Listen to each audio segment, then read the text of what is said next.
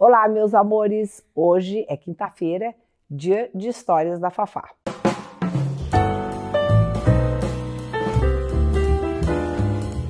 Quero contar para vocês como é que foi a história do Luz Vermelha, aquele famoso ladrão dos anos 60 e 70.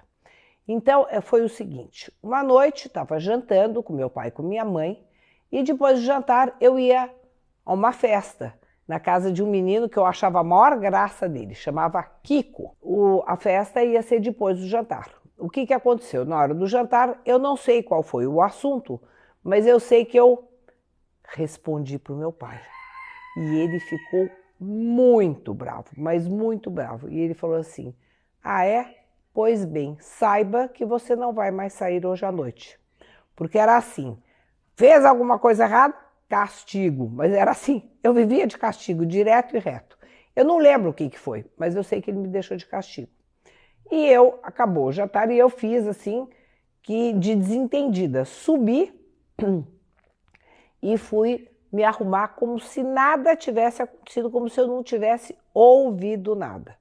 De repente, eu só ouço o elevador subindo e vejo que meu pai passa bem na frente da porta do meu quarto e ele falou assim, onde é que você pensa que você vai, menina?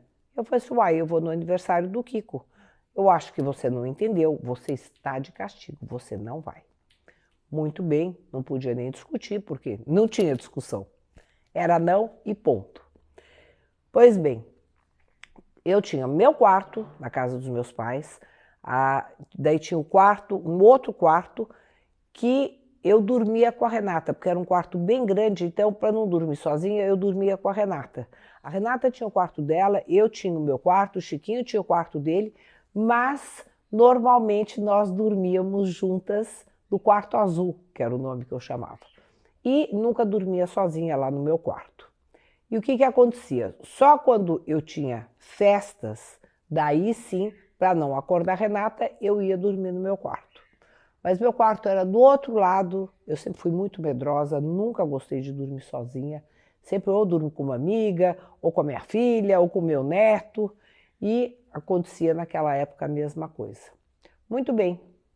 No dia seguinte, às 7 horas da manhã, meu pai entra no nosso quarto e diz, entrou um ladrão aqui em casa.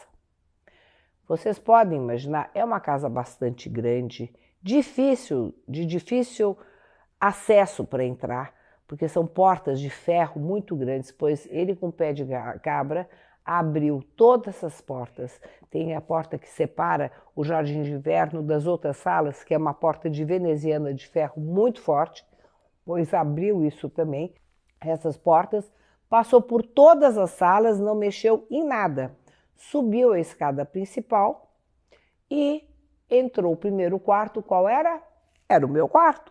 Pois bem, entrou no meu quarto, tirou todas as gavetas, tinha meu quarto e meu quarto de vestir. Abriu todos os armários do quarto de vestir, tirou todas as gavetas do lugar e abriu o meu cofre. Você sabe o que tinha no meu cofre? Naquela época era a moda, aquele relógio enorme, Old England. E eu tinha uns 4 que minha mãe tinha trazido de Londres, guardava no cofre para a Renata não pegar. Sabe aquelas bolinhas de cabelo, de plástico, que eram 2 bolinhas ou 2 quadradinhos, 2 cubos que a gente usava no cabelo, que minha mãe também trazia de Londres, também estavam no meu cofre. Então, no fim da história, meu cofre tinha isso e tinha, assim, um anel que a minha madrinha e minha tia Célia tinha me dado quando eu fiz, acho que foi quando eu fiz 15 anos. Era um anel que depois tia Lúcia também tinha um e Celita também tem o mesmo. Um anel que era de ouro, todo bombê assim, e com as estrelas de brilhante. Era a única joia que eu possuía. Era aquele anel que estava dentro da caixa e dentro do cofre. Muito bem. Ele pegou, abriu o cofre e roubou somente o meu anel, porque o resto ficou tudo jogado lá. Daí meu pai contou que no meio da noite ele ouviu um barulho no quarto de vestir dele. Levantou e foi ver o que era. Quando ele chegou no hall, quer dizer, passa o quarto de vestir da minha mãe, do meu pai, quando chegou no hall dos quartos, ele ia falar assim, o que você está fazendo aí? Para assustar a minha mãe, que não tinha trancado essa porta. Ela deixou a porta aberta. Mas veio uma luz na cabeça dele de não falar nada. O que ele fez? Voltou para o quarto, trancou as duas portas e foi dormir. E ele fala, ele devia estar ou atrás da coluna, ou estava atrás de uma mureta com uma coluna que tinha no banheiro dele. Algum lugar ele estava escondido e ele não era nada pequeno. Quer dizer, você imagina se tivesse pego meu pai uma semana antes, aqui na rua Argentina, ele tinha matado o pai de um amigo, o Christian von Bulow.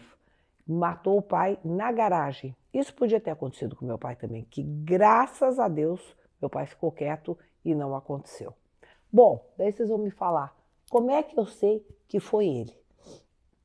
Eu lembro que na época meu pai falou que não queria investigação nenhuma, que não ia adiantar nada, que ele só tinha levado um anel, acho que não tinha sentido falta de nada.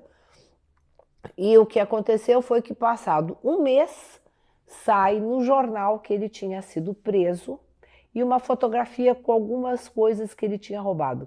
E o que estava na fotografia? O meu anel. Muito bem, essa foi a primeira evidência que tinha sido ele.